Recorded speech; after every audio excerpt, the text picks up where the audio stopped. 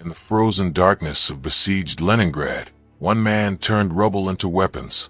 What he accomplished with broken machinery and scrap metal would defy every engineering principle.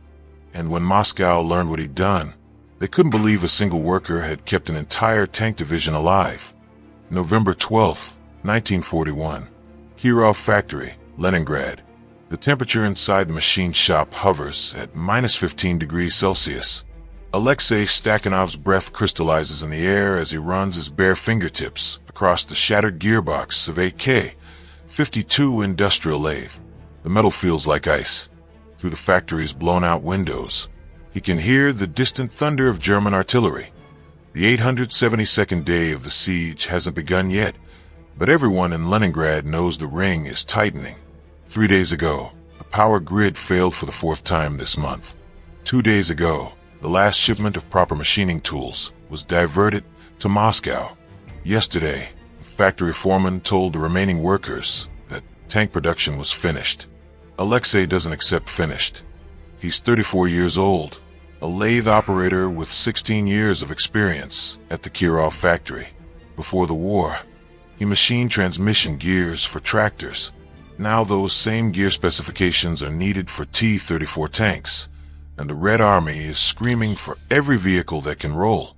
But the lathe in front of him, the factory's last functioning precision machine, threw its main bearing 2 hours into the morning shift. The bearing came apart like shrapnel, destroying the drivetrain and cracking the headstock. Any reasonable engineer would declare it scrap. Alexei studies the damage with the focused intensity of a surgeon examining a dying patient. The headstock crack runs diagonally through the cast iron housing, a jagged line that screams catastrophic failure. The drive gears are stripped, the spindle is bent, but the bed, the long, precisely machined base that supports everything, is intact. And in Alexei's mind, if the bed is sound, the machine can be rebuilt. Before we continue this incredible story, if you're fascinated by the untold stories of World War II ingenuity and determination, make sure to like this video and subscribe to our channel.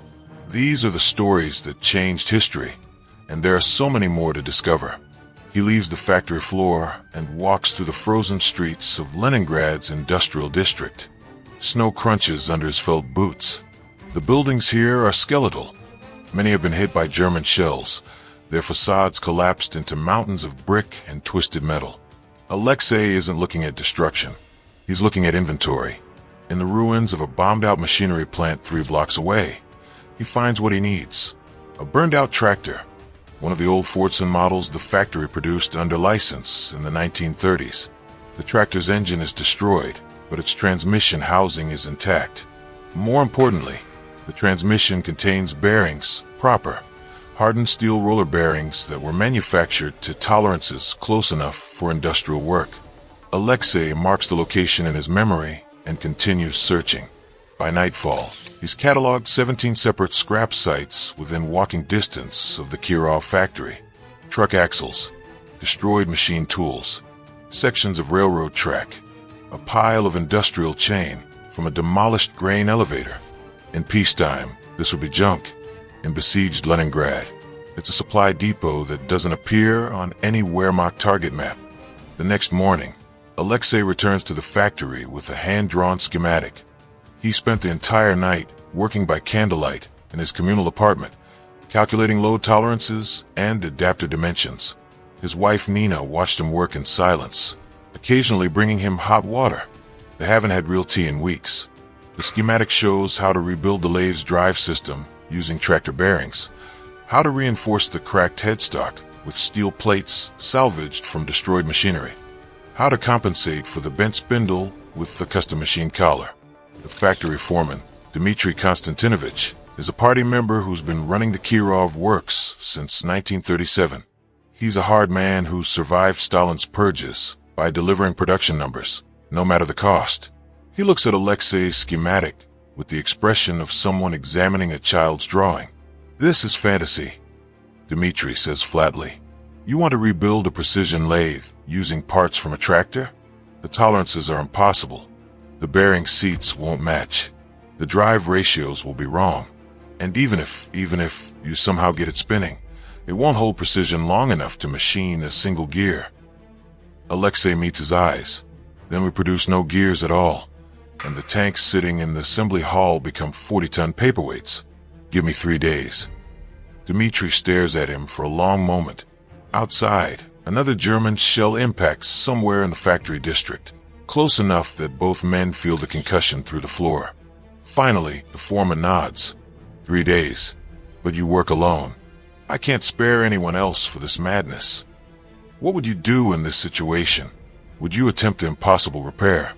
Or accept that some things are beyond saving? Drop your answer in the comments below. Alexei begins by dismantling the tractor transmission in the bombed-out plant. He works with hand tools only. There's no power for cutting torches or pneumatic wrenches. The cold makes the metal brittle, and twice he nearly loses fingers when a wrench slips and his hand slams into frozen steel. But by the end of the first day, he's extracted 4 usable bearings and brought them back to the factory in a canvas sack. The second day is spent on the headstock repair. The crack in the cast iron housing is the most dangerous problem. If it fails under load, the entire lathe will destroy itself and possibly kill whoever's operating it. Alexei's solution is brutal and elegant. He cuts steel reinforcement plates from a section of destroyed boiler housing, shapes them with a hand grinder, and bolts them directly across the crack. He uses every bolt hole in the original casting and drills 8 new ones, creating external skeleton that distributes stress across the entire headstock. It's not pretty. It adds 30 kilograms of weight to the machine.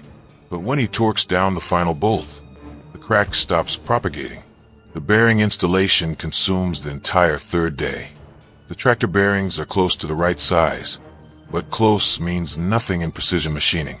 Alexei manufactures custom adapter sleeves on a smaller lathe, one of the ancient models from the 1920s that still functions. He works for 14 straight hours, stopping only to warm his hands over a small fire fed with wood scraps. The adapter sleeves must be perfect. Even 1/10 of a millimeter of error will cause vibration that makes precision work impossible. By midnight on the 3rd day, the rebuilt lathe is assembled. Alexei has reinforced the headstock, installed the tractor bearings with custom adapters, straightened the spindle as much as possible, and rigged a temporary drive system using bicycle chain and salvage gears. It looks like something assembled by a madman. The original K-52 lathe was a beautiful machine, all clean lines and precision engineering.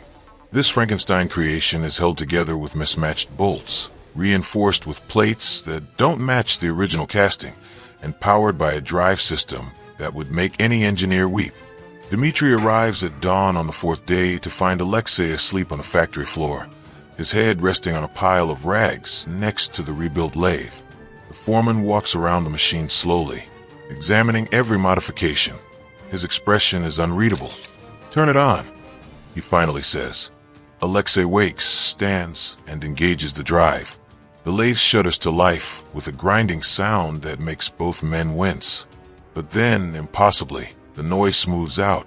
The spindle begins to rotate. Alexei watches the dial indicator he's mounted on the bed, checking for wobble. The needle moves less than 0.02 of a millimeter. For a machine built from scrap metal and tractor parts, it's a miracle. "Show me," Dmitri says quietly. Alexei mounts a blank steel cylinder in the chuck, a rough casting that came from the foundry 3 weeks ago, before the supply lines completely collapsed. He engages the cutting tool, a carbide insert that's been resharpened so many times it's barely half its original size. The tool bites into the steel. Metal peels away in long, blue-gray curls. The lathe holds steady.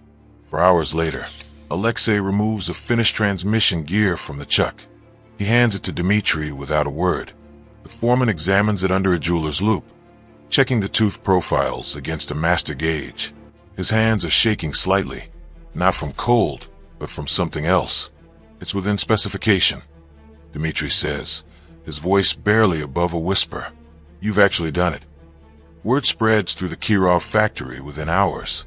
The impossible lathe. That's what the workers start calling it. By the afternoon of the 4th day, Alexei is back at the machine, producing transmission gears. His rebuilt lathe operates 16 hours a day. He works in 2 8-hour shifts with another operator, a woman named Svetlana, who learned machining when her husband was mobilized to the front. But one lathe, even working constantly, cannot produce enough gears to meet demand. The tank assembly hall has 47 T-34s in various stages of completion, all waiting for transmission components. At current production rates, it will take 6 months to gear all of them. The front needs those tanks now. Alexei's solution is characteristically direct: build more lathes. He begins training other workers in his salvage and reconstruction methods. Within a week, there are 4 teams combing the ruins of Leningrad's industrial district, identifying usable components in destroyed factories, bearings from trucks, drive chains from agricultural equipment, steel plate from collapsed buildings. Alexei creates a classification system. Grade 1 salvage requires minimal modification. Grade 2 needs custom adapters. Grade 3 must be extensively reworked. The teams mark everything, map everything, catalog everything. The factory becomes a laboratory for improvised engineering. A destroyed punch press is rebuilt using springs salvaged from railcar suspension systems. A broken milling machine is restored with bearings from a demolished textile plant. Textile machinery uses surprisingly high-quality bearings because of the high speeds involved. A shaper loses its drive motor and is converted to hand operation, with 4 workers taking turns at the crank. Alexei personally supervises the reconstruction of 7 more lathes. Each one is unique, built from whatever salvage is available, customized to the specific damage it suffered. No 2 machines look alike, but they all work. By December, the Kirov factory's machine shop is producing transmission gears at 60% of pre-siege capacity. It's not enough. It's not nearly enough. But it's the difference between having operational tanks and having stationary steel monuments. The German artillery bombardment intensifies in January 1942. The Wehrmacht knows the Kirov factory is still producing vehicles. Soviet tanks keep appearing on the front lines with fresh factory markings. Shells begin falling on a factory complex with depressing regularity. On January 15th, a direct hit destroys the eastern wing of the main assembly building. 11 workers die instantly. The shock wave reaches the machine shop, shattering windows and knocking 2 of the rebuilt lathes off their foundations. Alexei is at his lathe when the shell hits. The explosion slams him against the machine bed hard enough to crack 2 ribs. His ears ring. Dust and smoke fill the air. For 30 seconds, there's only chaos, screaming, the sound of collapsing masonry, the acrid smell of high explosives. Then Alexei stands up and goes back to work. Svetlana finds him 10 minutes later, blood running from a cut above his eye, operating the lathe as if nothing has happened. She tries to pull him away, to get him to the factory's emergency medical station. He shakes his head. 47 tanks, he says, pointing toward the assembly hall. 47 crews waiting to fight. I can rest when the gears are done. That single moment, Alexei bleeding but working, producing transmission gears while German shells fall around him, becomes legendary within the factory. The story spreads through the workers, through the city, through the Soviet information network. Within a month, it reaches Moscow. On February 3rd, 1942, an NKE courier arrives at the Kirov factory with orders for Alexei to report to Moscow. Dmitry personally tells him the news, his expression grave. In Stalin's Soviet Union, being summoned to Moscow by the security services is rarely good news. Alexei assumes he's being arrested. Perhaps someone reported his use of unauthorized salvage, or maybe using tractor parts and military equipment is considered sabotage. He says goodbye to Nina, puts on his cleanest work clothes, and boards the military transport plane. The flight to Moscow takes 4 hours. Alexei spends it staring out the window at the frozen landscape below, thinking about the 7 rebuilt lathes and wondering who will maintain them when he's gone. He's taken directly from the airport to the Kremlin, not to a prison, to the Kremlin itself. The office he's escorted to is warm, the first truly warm room Alexei has been in for months. There are paintings on the walls, a crystal chandelier, and behind a massive oak desk, smoking a pipe and reviewing a thick folder of documents, sits Joseph Stalin. Alexei stops breathing. Stalin looks up, studies him for a long moment, and gestures to a chair. "Sit, Comrade Stakhanov. You look like you're about to collapse." Alexei sits. His cracked ribs scream in protest, but he manages not to show it. "I've been reading reports about the Kirov factory," Stalin continues, tapping the folder.